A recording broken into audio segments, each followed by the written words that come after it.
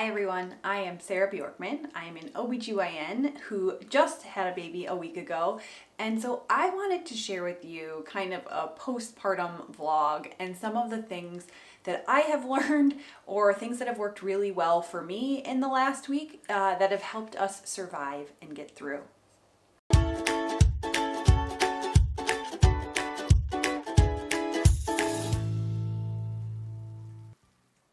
So my first disclaimer is that we had our newborn photos taken today, and that is the only reason I look like a human being. Normally I have my hair up, I have no makeup on, I have gray sweatpants and this nursing cami and a sweater, and that is what I live in. Just mostly hot mess express every day, and that's okay. The kid doesn't care. So where should I start? I've taken a bunch of notes. Because it's been surprising how steep this learning curve has been with this newborn little baby who could interrupt us at any time. Next, let's talk about your bottom. You just had a baby. If you had a vaginal delivery, your bottom is going to be very sore. If you had a C-section, your tummy is going to be very sore because you have an incision. So we're going to start and talk about your bottom. For those first couple of days, it really feels like your pelvic floor is just so heavy, and every time I stood up or got out of bed, I was pretty convinced my vagina was going to fall out of my body, that my pelvic organs were just going to be on the floor. They were not, but it was very, very uncomfortable. So I tried to sit and relax as much as possible and have people bring the baby to me. Went for a few short walks, walked to the bathroom, things like that, but I really took it easy because that gravity really was uncomfortable. Other things, peri bottle, your best friend. You fill this baby up with water, so every time you go to the bathroom, you squirt your bottom down below your vagina, your vulva, so that you don't have to use toilet paper or anything to wipe. Just this gets it clean and you're all set. A lot of you have sworn by the Frida Mom peri bottle. I didn't get one, but literally I've had multiple people. One of my best friends who had a baby was like, it is so worth it. Get the peri bottle. I brought a couple of these home from the hospital and I've been happy. What else? Oh, my other pro tip, the hospital will give you these cold ice pack padsicles is what I call them. Frida Mom also makes a padsicle. So basically you crack this and then it gets cold, this pad gets cold. Then you sit on these. It's amazing.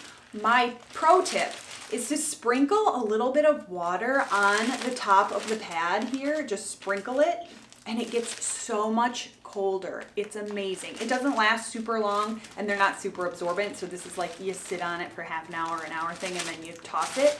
But they are lovely. Sprinkle a little water here and it gets a lot colder. Again, Frida Mom does make some of these, which I thought were a little nicer. They were a little softer than the ones I got from the hospital. But the ones from the hospital work great. Other things for your bottom. Dermaplast, it's like this lidocaine, aloe, it's a benzocaine and menthol spray. It really helps with pain and itching. As things are healing down below, you just spray it on. So this is another postpartum essential. And then you can get these moistened witch hazel pads to sit on or kind of use to soothe. And in addition, if you have any kind of tears or stitches or anything down there, which is very common, and you're in pain, I was taking Motrin and Tylenol around the clock for the first week. Every 6 hours, I would take Motrin or ibuprofen with Tylenol. And then in addition, twice a day, I was taking Colace because everybody talks about that first postpartum poop and how terrible it is going to be. And so you just want it to fall out. You don't want to be pushing. You don't want any strain. So highly, highly recommend starting to take a stool softener immediately postpartum. What else do we have in here? I brought home mesh undies from the hospital. I literally just put my hand in this pocket and I have like jumbo pads just to have with you. When we went in the car today, I had my peri bottle, I had my jumbo pads, and I had my cute little undies on, just so I was ready if we had to stop in the car. Okay, so now a couple of baby things, I guess. Things that have saved me. My kid doesn't want to be put down. So I have a baby wrap. It's a Moby or a Solly or whatever brand. It's just like a stretchy fabric wrap. You can watch a YouTube video about how to use it. I'm going to make Kurt do a video about how you can use this wrap. Strap the kid on if you need to do something where you can use your hands. It's been a lot of just sitting and holding the baby, and it's awesome, and I love it, and have waited a long time to just be able to sit and hold my baby. But that wrap has been a lifesaver if I wanted to go outside and go for a walk, if I wanted to type something, if I wanted to make myself lunch. You know, she doesn't want to be put down, and that's totally fine. She's a tiny baby. You can't spoil a new baby. Other things, done a lot of reading.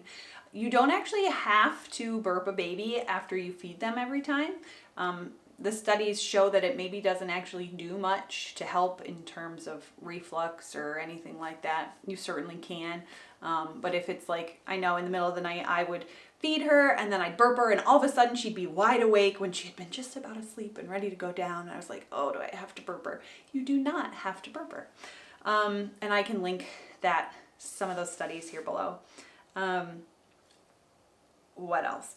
I really like the Huckleberry app for like tracking sleep and feeding. I'm really just tracking when she's eating right now because there's absolutely no kind of a sleep schedule, but maybe in the future. So it's called Huckleberry. It's a free app. It's really convenient for just being like, you push start on it so you know how long you have been feeding or when she ate last, or you can push, you know, she ate on the right boob and then she ate on the left boob, and it shows how long and whatever. And I like it. It helps me with feeling like I have a little control of what's going on or know what's going on. Because when you're direct breastfeeding, you really have no idea how much they're getting. So this has helped me kind of know what's going on and when she needs to eat again and how long it's been and blah, blah, blah. Tried a bunch of other ones. There's lots that are fine. That's just the one that I've used that's been good so far. This one I would like to recommend. I know in one of our earlier videos we recommended, you know, some of the like newborn baby care things, and one thing we learned the hard way this first week was these baby clippers. Not a big fan. Clipped her little thumbnail a little too short and made the poor little baby bleed. I think it hurt me worse than her.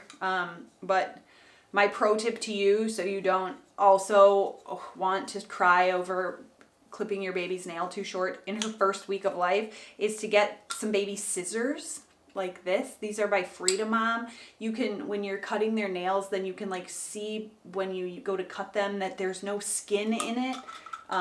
These ones I got were like the super cheap ones. I was at the store, I knew I needed to cut her nails, and there was like the Freedom Mom nail clipper, and then there were these super cheap Safety First ones that were $1.99, and the Freedom Mom one was $12.99. I'm like, I'm not buying $12.99 for that.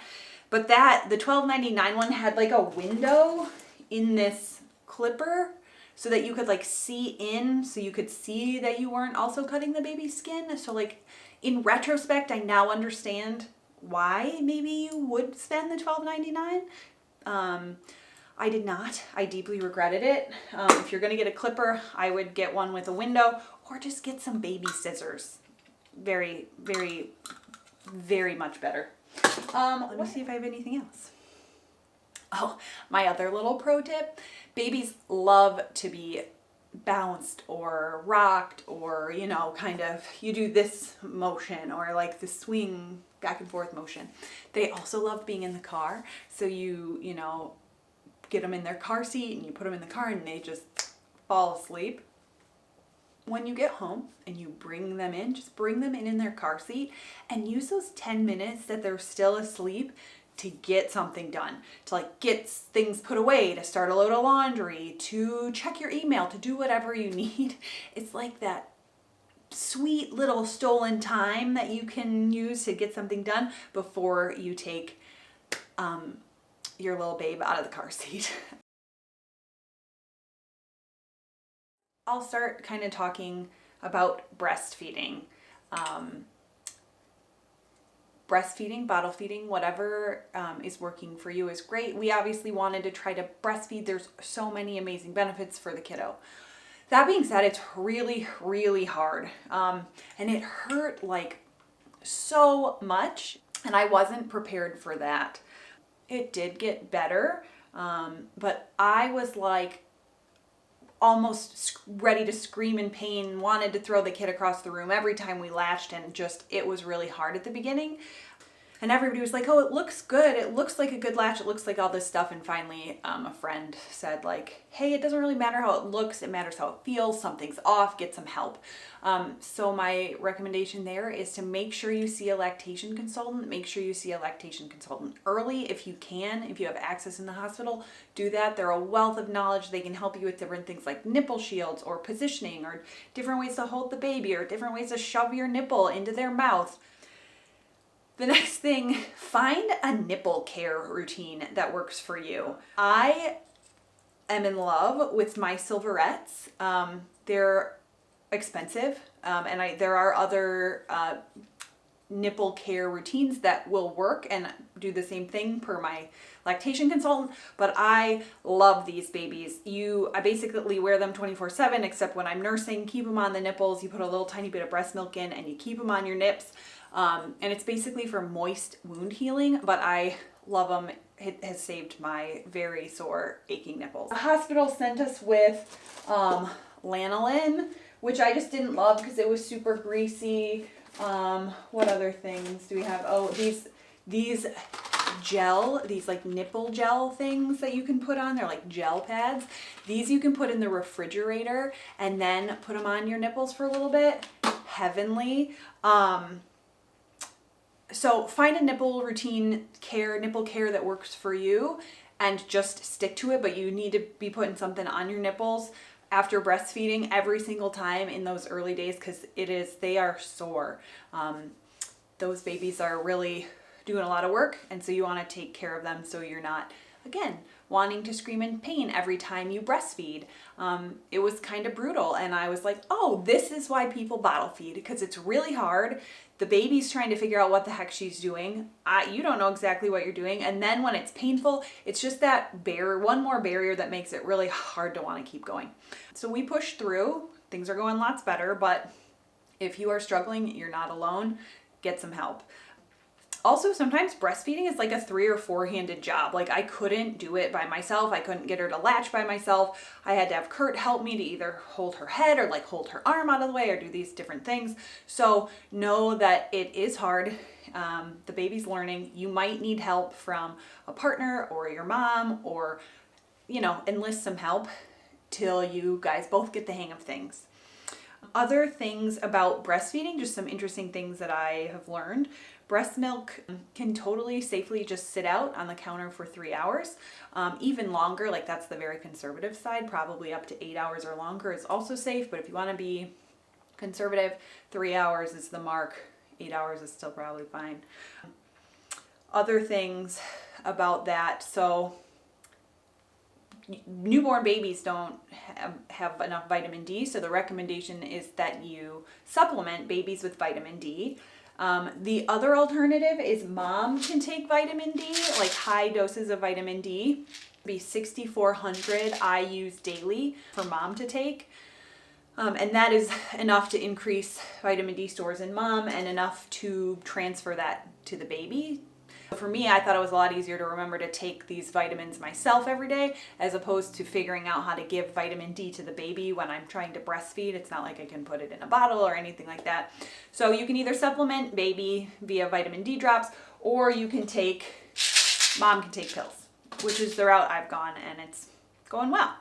So let's talk about breastfeeding clothes really quick, because it definitely makes things a little easier, because you like constantly need to access your boobs. for this kiddo to try to eat unless you're bottle feeding. So easy access is important. When I was in the hospital, I just wore a robe. I have this super soft robe. I think we got it at Caden Lane. It's just super soft. It's like a V-neck, so you could easily have your boobs out. Lovely. I did find I just didn't want anything on my very sore nipples at all. So there was that. I actually was taping my silverettes on because I didn't want to wear a bra. I didn't want anything on my chest because I was just really sore. So I was taping on my silverettes for the first couple days. I have since switched to a nursing cami.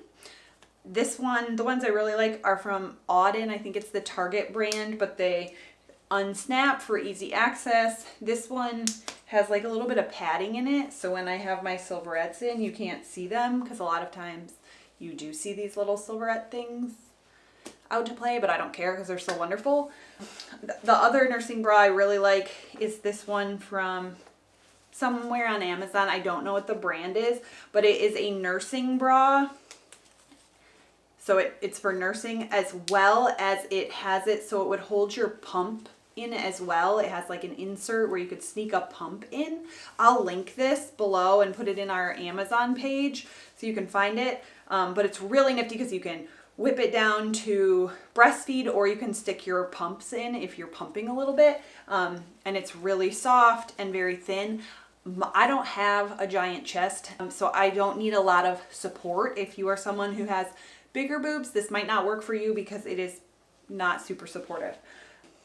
But for the smaller chested among us, it's a dandy. And I have 2 or 3 of them. And then these nursing camis, just then your belly is covered. I wear a sweater over it so I'm not cold when I'm nursing. That is what I live in. Sweatpants, this cami, and some kind of sweater. It's been a dream and it's easy, and I look a little bit like a hobo, but I don't really care because it's comfy and easy access. One more thing to mention about the breastfeeding. The other thing that I used and was highly recommended was the Haka. This is a hands-free silicone breast pump.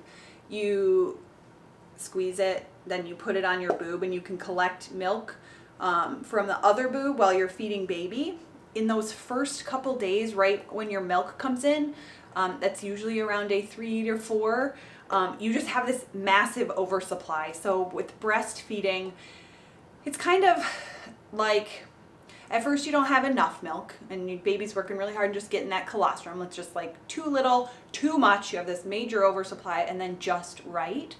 And so in those oversupply days, when your boobs are just huge, they feel like rocks, you're leaking milk, you can just put this on to collect milk while you feed the baby on the other side, and you can get a little stash of milk for the freezer in those first couple days. I do love the Haka. I also, this is really stupid, but sometimes you buy it and it doesn't have this bottom lip, which I find helps it stand. The other thing, so there's just a bunch of varieties. The other thing I really recommend is getting the lid, which is I think $10 on Amazon, which is almost as expensive as the Haka is itself, which is ridiculous. But because it's kind of flimsy and you got a baby and you're setting it on things, you want to be able to securely put this over that little bit of milk that you have collected, because if it's spilled, you would want to cry. That don't cry over spilled milk. I must have evolved from someone who spilled their breast milk, because you don't want to spill it. So absolutely spring for a cap, or just be super careful. I'm kind of a klutz. The final thing for breastfeeding is make sure you have water near you. You will be amazed how thirsty you get when you are sitting there breastfeeding that little angel. Just super thirsty. So when you're breastfeeding, you want to make sure that you are drinking a ton of water. Make sure that you are eating. It's really hard in that first week because you are literally just trying to keep a baby alive. So some of my favorite memories of being in the hospital where I was breastfeeding baby and Kurt was feeding me something, because she always seemed to be wanting to eat when I was needing to eat. Make sure you're eating enough. because you are burning a lot of calories breastfeeding, and you don't want like a calorie deficit to mess with your supply. So water, food, have people bring it to you, do Uber Eats, do whatever you need to do to make sure that you are eating. One more thing about breastfeeding is that it is really hard. One of my girlfriends, who's also an OB, had a baby and kind of said, you know, everyone's breastfeeding struggles are slightly different, but everyone has them. We're definitely going to talk more about breastfeeding and just feeding your baby in general in future episodes. But just hang in there. From my sore nipples to yours, you can do it. To sum up postpartum here, was for me, it was really confusing. It is really confusing. You get a ton of different advice about everything, breastfeeding, sleeping, blah, blah, blah. And you're not exactly sure what's right. In thinking of breastfeeding, people are like, feed on demand, feed every 3 hours. Don't pump too much or you're going to get an oversupply, but protect your supply. And it's just like, what am I supposed to be doing? Am I supposed to feed on one boob? Do we feed on both? Like, there's just a lot of information floating around. And so don't worry about it. Okay. That is my pro tip. I also think another important thing to talk about is your mood. It's really overwhelming. All of a sudden you come home and your whole dynamic has changed. Maybe went from you and your partner and your dogs, which was us, to now having this tiny human. Maybe you have other babies at home. Maybe you don't have a partner. It's just a lot. They are needy AF. Like so needy, so cute, so worth it, so needy. Like she's just the neediest little thing. She's totally unreasonable, and that's fine. But again, it's a little overwhelming. Check in on your mood. I know I had a little bit of anxiety, some postpartum anxiety, where I was just like worried about her, or worried about hurting her. Like, what if I trip when I'm walking down the stairs? Or what if, something terrible happens? And I could identify that it was anxiety and some postpartum anxiety and hormones and all of that. But it was a little bit overwhelming for me a couple times, that I'd have to be like, we're okay, she's okay, she is safe, you are taking good care of her. But there's a lot of emotions and hormones and all those things postpartum. So if you're crying over nothing, like when you're singing her a lullaby, or who knows, it is very normal. But if you find that you aren't enjoying the baby, you can't function, you feel like hurting yourself, you feel like hurting the baby, reach out to your OBGYN, reach out to a family member, absolutely get help, because postpartum depression, postpartum anxiety, postpartum blues, it's very real, and there are ways we can help you, okay?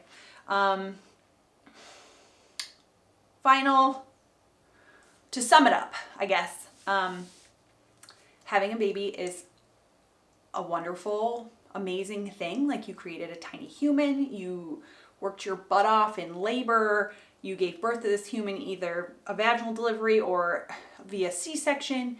It's amazing. Yay, yay, yay. But the postpartum ride is wild. It kind of feels like your vagina might fall out. Your nipples are screaming in pain. And then you have this little human who's screaming at you too, and you don't always know what they want. She's just crying, and I'm like, tell me more. Like, what is it that we need here? So my pro tips are: take your Tylenol and your Motrin around the clock, find some sort of good nipple care, take good care of your bottom, sit on those padsicles, use that Dermaplast, and make sure you're eating, drink water, get as much help as you can in those days postpartum, whether that's people doing your laundry, washing your dishes, bringing you food, holding the baby so you can take a shower. It's key for success. So those are kind of my thoughts on the postpartum ride. It's a wild one. And some of the tips and things that I've learned that hopefully maybe will help you or someone you know. If you guys have any tips for me or other moms who are about to be postpartum or going through it, please leave them below. Your tips have definitely come in handy for me already, and I know I appreciate it, and many people who follow along in the comments appreciate it too. Can't wait for you to meet this little babe. She is so darn cute, and we will see you next week as we continue on this journey of figuring out how to be parents and take care of a tiny little human. See you next week.